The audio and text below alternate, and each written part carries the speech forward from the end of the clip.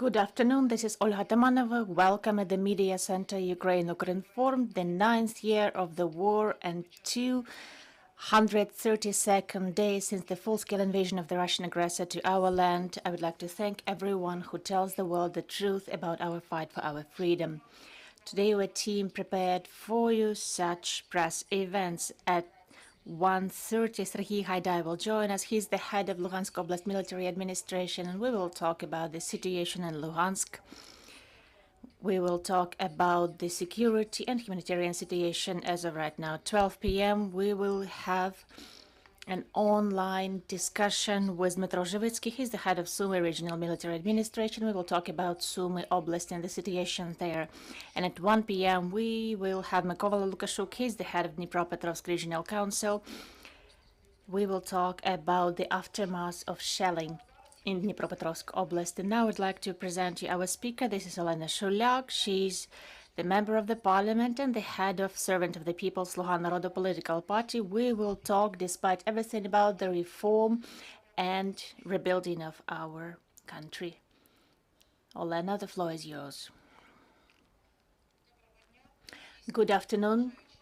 Indeed, regardless of anything, regardless the shelling, we continue to believe the armed forces of Ukraine. We continue to work. Each of us works at our front to make our victory closer. I would like to talk to you today about the reform that is related directly with rebuilding of our country, the reform that is happening in the parliament.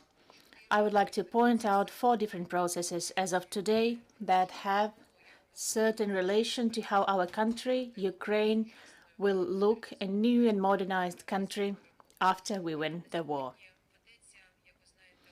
Today, as you know, we are doing very quick renovation, when very quickly transport connection in the occupied oblast is being reviewed. And also the energetic infrastructure is rebuilt, and also we are preparing to help people to enter the heating season with renovated homes. The government and the parliament are doing everything possible for this. From our reserve fund, from the state budget, we are allocating certain funds to every oblast that needs it, where we have this quick work on renovation. Another aspect that is very important, it is about the standards, the rules and principles that we will use to rebuild homes, infrastructure, social infrastructure in Ukraine after the victory. And I would like to talk to you about these standards. The third big direction is namely about the rebuilding of Ukraine. This is reforms. The parliament has worked primarily to adopt the bills that were related to strengthening the defense of our country, and then we were adopting also everything related to social welfare. But also now the parliament started working on the bills that are related to game changing in the construction market in order to make it more modern, to get rid of corruption, to introduce honest and transparent rules so that all participants of the process and the construction companies, the authorities, the communities, the representatives of business were all satisfied and would all receive certain results from introduction of such reforms. Looking at the reforms of Reconstruction that we're now discussing in the parliament, I would like to emphasize that we have already adopted the bills related first to introducing in Ukraine the new rules of civil safety. This bill has already been adopted and signed by the president, and now when we're building new buildings, when we're planning new territories, planning the territories in the occupied oblast, when we do reconstruction there, we will take into account this civil safety requirements. We will build bomb shelters. We will build car parkings that can be used as bomb shelters.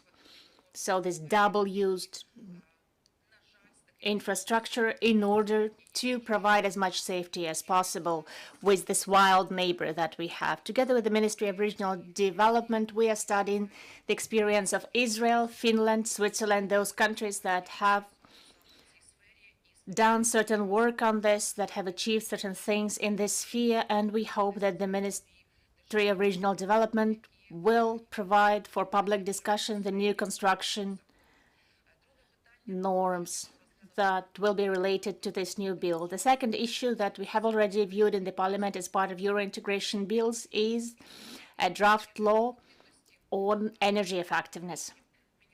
Increasing energy effectiveness and understanding it, we have introduced minimal standards for energy effectiveness that we will use when comprehensively providing modernization of buildings. It will allow us to do what have been achieved in the European countries when the old buildings were renovated in European countries, so that we don't heat the air, so that we decrease the demand for energy. This is especially relevant now for us during the heating season. Also, we're preparing a new bill, 7198. This is on compensations for Ukrainian citizens without waiting for reparations from the Russian Federation for the homes that have been destroyed. We are hoping that in the nearest time this draft law will be submitted for the second reading so that we can start this compensation process as soon as possible. We understand that this is a large amount of money. We now lack them in the state budget, but we found an opportunity to use the funds that were arrested from the Russian banks, from the Russian companies, and direct them to people having roofs over their heads. The issue of digital reconstruction, this is also a priority for us today, because we understand that digitalization of all processes is a way to combat corruption and also a way to make all the processes understandable, both in the construction market and in providing donor aid. And the recently created registry of damaged and destroyed property has already been launched in Ukraine. This will be the basis for providing compensation to citizens whose homes have been destroyed. This registry will also be the basis for the digital management of reconstruction, and this registry will also be the part of a big system that we can use to build different processes related to our modernized country. All the standards that are related to construction activities, state construction norms, standards for construction products, we are making them as close as possible to the international standards. We understand that in Ukraine, after the victory, international companies will be working, international financial institutions as well. So all the rules related to reconstruction, they must be as close as possible to those standards that those organizations and companies are used to. Starting from January 1st, 2023, European 305 will be working in Ukraine related to construction products, and we hope that it will help remove barriers between Ukraine and the European Union when trading construction materials, and also the fourth direction, the big reform on city development. We started it before the war, and it's a good time to finish it. The three directions in the reform. First is a total and immediate digitalization of all construction processes and all the documents related to construction activities. All of the participants of the construction market, starting from the officials who work in the local self-government, in the central authorities as well. All those who provide permissions locally, all those who are related to protecting cultural heritage, all the subcontractors, all the architects and designers, everybody works in the single digitized state system. All the documents are signed with a digital signature. You can always understand who issued this document, when this document was signed, so that when it comes to responsibility, we can always identify the person who issued a certain permission or did not issue a certain permission. The second important aspect of the city development reform is providing strict possibilities for local self-government to quickly react to illegal construction. We observe how our big cities before the wartime, Kyiv, Dnipro, and Odessa, Lviv, suffer from illegal construction. We very often see how local self-government not always quickly reacts to such construction. So in this reform, we give them the possibility to sometimes react very quickly, directly to illegal construction, to adopt decisions to stop and demolish such construction, not even waiting for the court decision. And we hope that these possibilities will move those who do not work honestly out of the construction market, and those who are used to working honestly, it will create competitive conditions for them. Also, city development is not possible without increased criminal administrative responsibility for all participants of the construction process. So this draft bill that was adopted in the first reading and is prepared for the second reading on increasing responsibility, especially criminal responsibility. Not everybody likes it in the parliament as well. Not all the participants of the market like it. But without such increase of the criminal responsibility, we will definitely not be able to establish correct rules for the construction market. Another important document that I would like to introduce to you, this is the law that was signed by the president already. It already is in action. This is on programs of comprehensive renovation of the territories. This is on the occupied oblasts and areas. Such documents now must be in the focus of attention of the heads of oblasts, the heads of communities, and also mayors of the cities and towns that were destroyed. We think that this document is a strategic document. It should be a framework, and we should start the conversation with the donors, with the international financial institutions, based on this document. We also really want that in this document wasn't just about the damage, destruction of the infrastructure and houses. We really want that at the local level, all the issues were analyzed that are related to the economy. We wanted to be analyzed what happened to business in this or the other territory. And we know that hundreds of companies have been relocated from one oblast to the other. We know that hundreds of companies closed their businesses, and some of the companies, on the contrary, are thinking about moving to this or the other region. We want that such renovation programs include the economic situation analysis and business situation analysis. Another aspect is related to including the demographic situation of a certain locality or region into such renovation program, because a great number of people who left the country, there is a great number of IDPs, and when we approach the development of such documents, we definitely need to take into account these demographic characteristics. Another third aspect that is not of less importance, everything related to environment, all the issues there. Unfortunately, we have the oblasts that are mined heavily to demine them, and it is especially about the agriculture. It will require several years sometimes to solve this issue. So the environmental component that is related to demining, environmental component that is also related to construction garbage, not the garbage even, but debris, something that remains after destruction, what to do with it, where to take it. Maybe we should have some mobile factories for it, or permanent factories for it. Also, the local authorities need to think about it.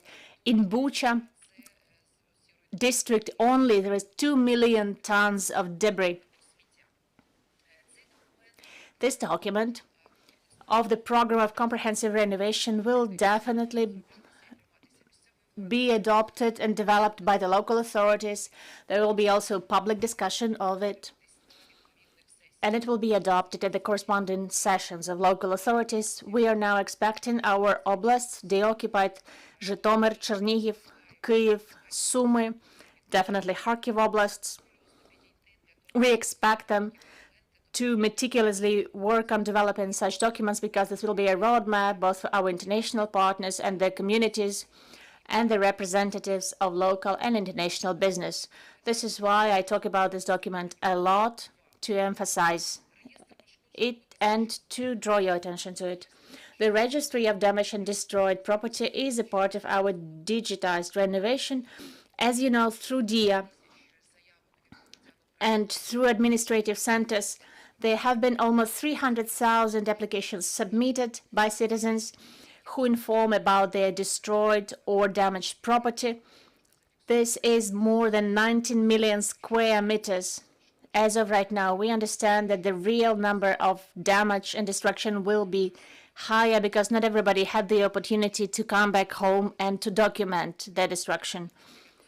With the law 7198 being adopted, all of these informational applications will be automatically turned into applications for compensation. All of these applications will be verified by commissions created by the local self-government bodies, and these commissions will have the technical role. They will be organizing technical evaluation, expert evaluation. This will be done based on the Registry of Damaged and Destroyed Property.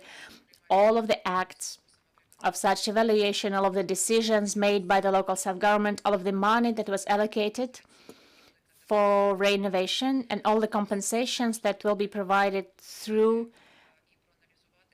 this process, it will be able to be seen in this registry. There is a public module with open data in the registry, obligatory, and it is created so that the public and also the international donors have access to it, can analyze information and make certain decisions. The reform on city development, we are waiting for 5655 and also the draft law on criminal responsibility. 5655 bill, we aim to destroy the monopoly of local authorities on providing land plots and providing permissions and controlling the construction, and such monopoly sometimes leads to corruption. Unfortunately, before the war, a certain number, 10 billion hryvnia annually, corruption things related to city development, and after the victory, we cannot allow our country to have corruption in the sphere of construction.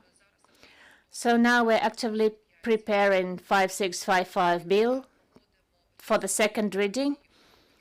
We have various expert consultations with different experts so that we could digitize, so that the local authorities obligatory have influence on illegal construction, and also so that we have increased criminal responsibility for all participants of the construction process. In this bill, we very clearly mentioned the criteria for illegal construction so that nobody would have the opportunity later to use the gaps in the law and to read the law in a different way so that they could avoid responsibility. We're also preparing the draft law on BIM. This is the technology that is actively used in European countries, and not only there. This technology are used especially in those constructions that are built with the money from the state budget, to decrease the mistakes, to decrease the time required to develop the design documentation, and also we needed to decrease the corruption risks. And also, finishing my small briefing, I would like to say that we have recently had a poll for Ukrainians. When Ukrainians were primarily worried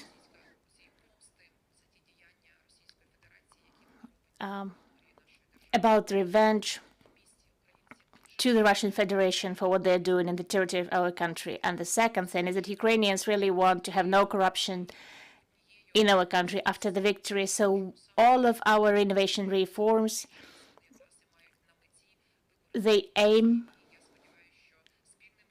to destroy corruption, to stop corruption. And I hope that the Parliament, together with the Cabinet of Ministers, the professionals, the Office of the President, we will reach this goal.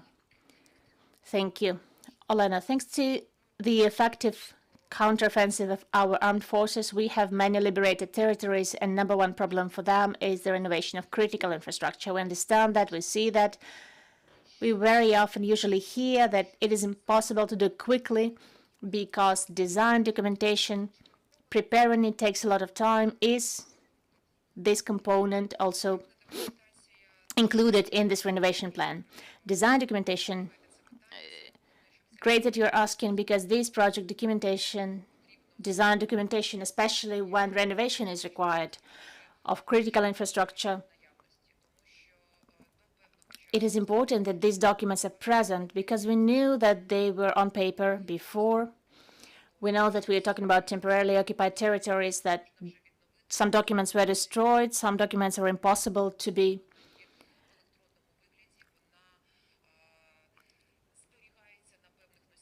again restored. So it's important that it's electronic.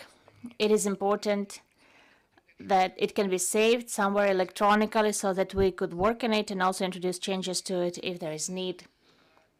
Of course, now some things are done without design documentation. Some things can be done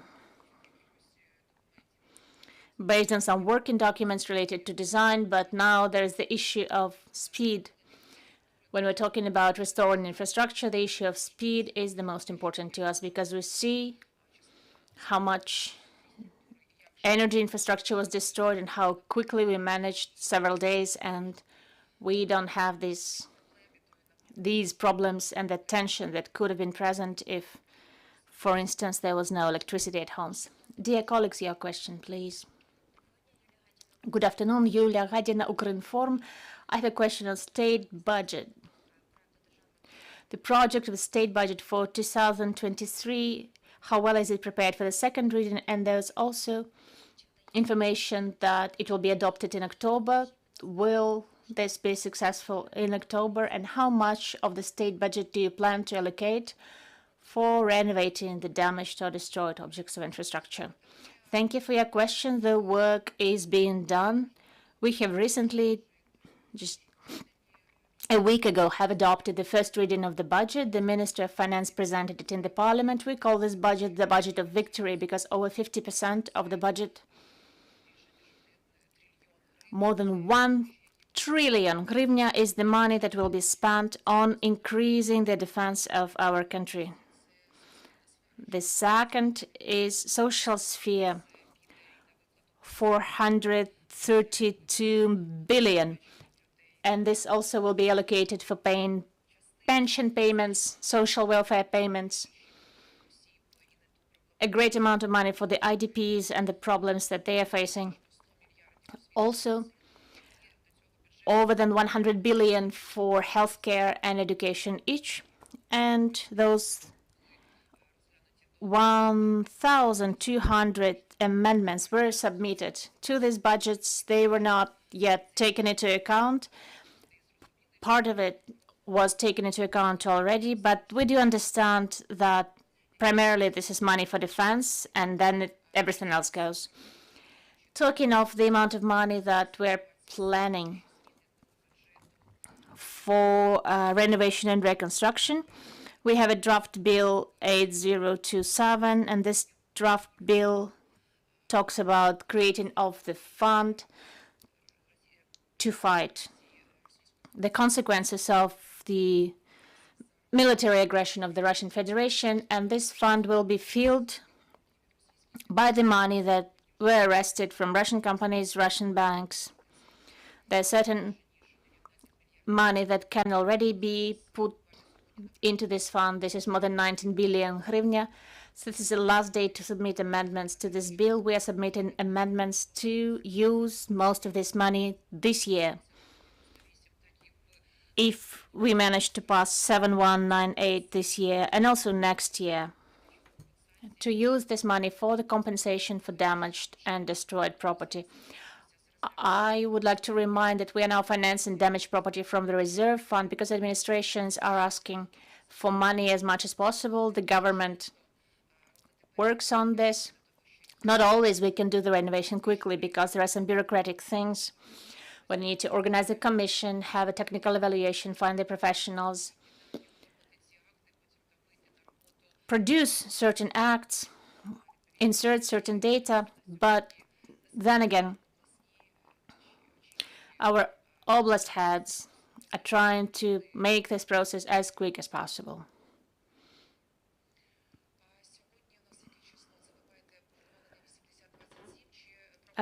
Do you mean about the budget?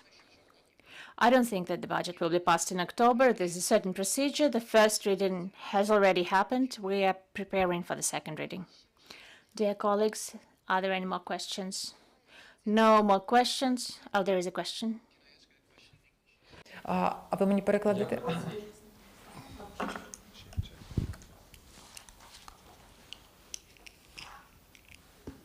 Okay. Thank you so much for doing this. My name is Franco Ordonez. I work for NPR in Washington, D.C. The United States and Western nations, Europe, have all committed to help out with Reconstruction and the efforts that you're talking about. You discussed corruption in the construction area and that being a big concern, and that's something you're working on. Can you talk a little bit more about what specific steps you're taking to give taxpayers, U.S. citizens, citizens of other parts of Europe assurances that they will that they can be confident that that money that they provide will be properly accounted for?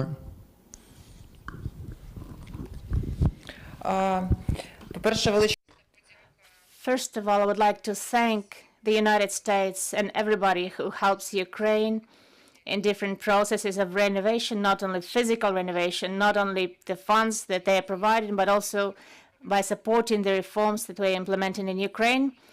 Corruption can be fought if we have understandable modern approaches to all processes. As I have mentioned, one of them is full digitization.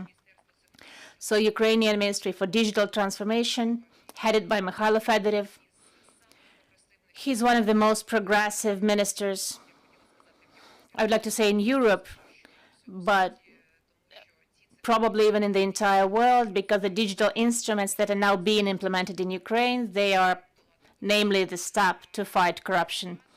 I like the phrase that the President, Volodymyr Zelensky, once said, that a computer doesn't take a bribe.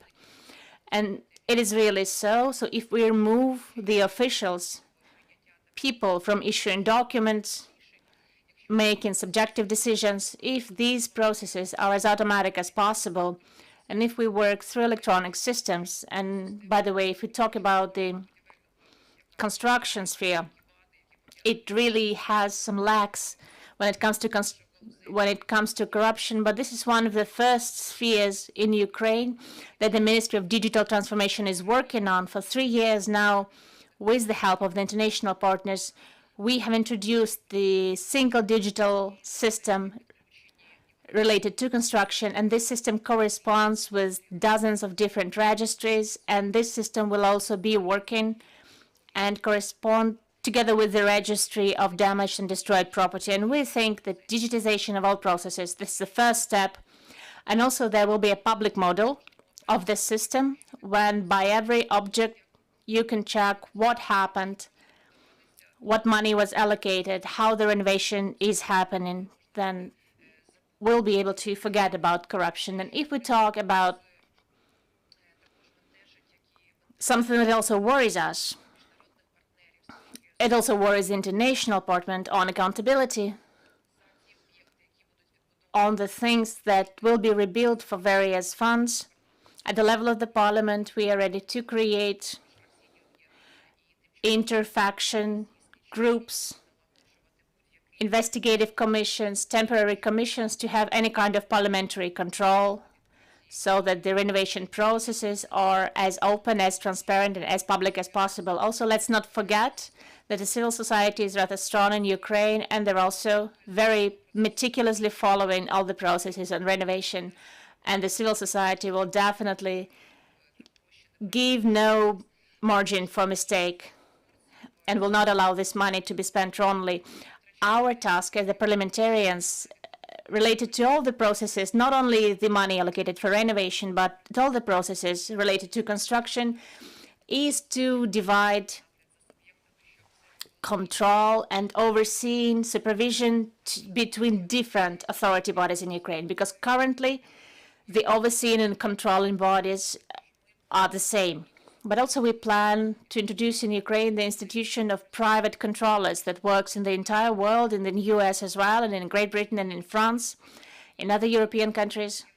We already have rather positive experience when the institution of private executives work in Ukraine, private notaries, so the process of involving private controllers over construction. This is also an opportunity to get rid of monopoly and possible corruption actions in construction sphere. We have many initiatives that the Parliament, I'm sure, will support with its majority, and we will see 226 votes plus in the session hall. Thank you, Olena. We had Olena Shuliak, the head of Sluha Narodu political party, with us. In several minutes, we will have Sergei Haidai with us. He's the head of Luhansk Regional Military Administration. Stay with us.